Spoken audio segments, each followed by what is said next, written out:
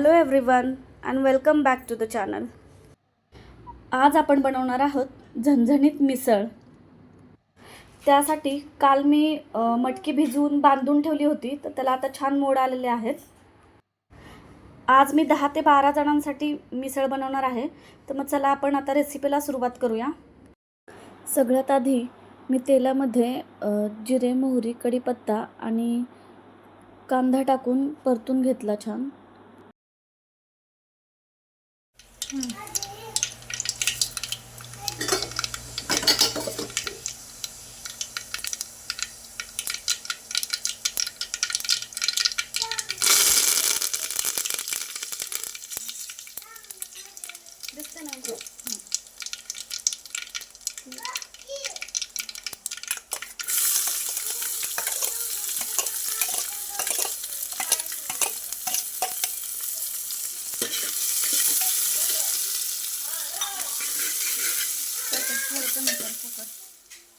कांदा थोडासा परतून घेतल्यानंतर त्यामध्ये थोडीशी हळद घातली आणि जी मोड आलेली मटकी होती ती पण थोडीशी परतून घेतली यामध्ये.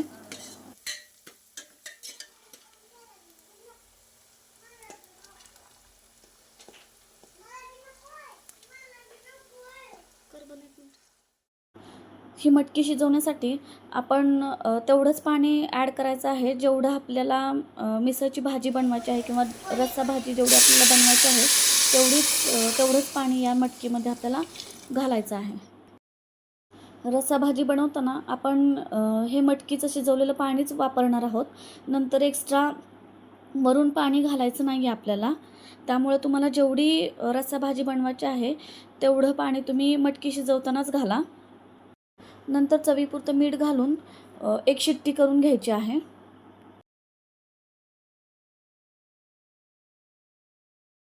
जोपर्यंत मटकी शिजते तोपर्यंत रस्सा भाजीसाठी जो मसाला लागणार आहे तर तो मी आधी तयार करून घेतला.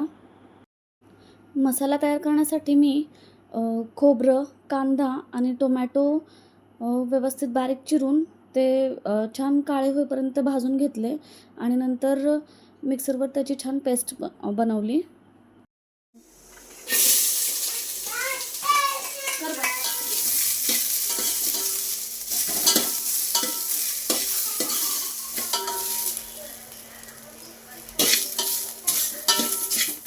मी इथे 10 ते 12 जणांची मिसळ बनवत आहे. तर त्यासाठी मला अर्धी वाटी खोबरं, 4 मीडियम आकाराचे कांदे आणि 1.5 टोमॅटो मी यूज केलेला आहे. भाजी बनवण्यासाठी मी तेलामध्ये आधी अद्रक लसूणची पेस्ट घातली, जी मी खलबत्त्यामध्ये बारीक केली होती. म्हणजे खूप थिन पेस्ट बनवायची नाही आपल्याला. त्यामुळे थोडंसं दरदरीत बनवली तर टेस्ट छान येते. अद्रक लसूण व्यवस्थित परतल्यानंतर मी इथे 2 चमचे बेसन पीठ घातलं आहे. तर या तेलामध्येच मी ते व्यवस्थित परतून घेतलं, भाजून घेतलं, जेणेकरून भाजी आपली खूप पातळ नाही होणार, थोडीशी मिळून येईल. त्यासाठी मी बेसन पीठ वापरलेलं आहे. नंतर यामध्ये आपण जे वाटण तयार केलं आहे ते घालायचं आहे. तर आपण जे कांदा, टोमॅटो किंवा खोबरं वापरलं होतं ते व्यवस्थित भाजलं होतं. त्यामुळं आपल्याला हे जे वाटण आहे ते खूप वेळ परतत बसायची गरज नाही आहे. नंतर यामध्ये थोडंसं काळं तिखट आणि कोथिंबीर घालून हा मसाला तेलामध्ये छान परतून घ्यायचा आहे. हा घरगुती काळा मसाला मी वापरलेला आहे. तर त्याऐवजी तुमच्याकडे कांदा लसूण मसाला असेल तर तो पण तुम्ही वापरू शकता. तुम्ही बघू शकता मसाला खूप छान तयार झालेला आहे. यामुळेच आपल्या रस्सा भाजीला किंवा मिसळच्या भाजीला खूप छान तरी येणार आहे.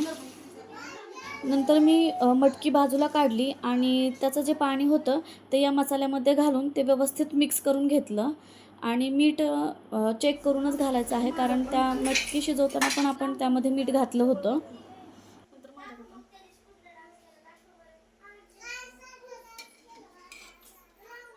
या भाजीला फक्त एक उकळी आली की आपली मिसळची भाजी तयार आहे. तुम्ही बघू शकता खूप छान तरी आलेली आहे भाजीवर. तर आपली इथे मस्त झणझणीत अशी मिसळ तयार झालेली आहे. आपण सर्व करूया.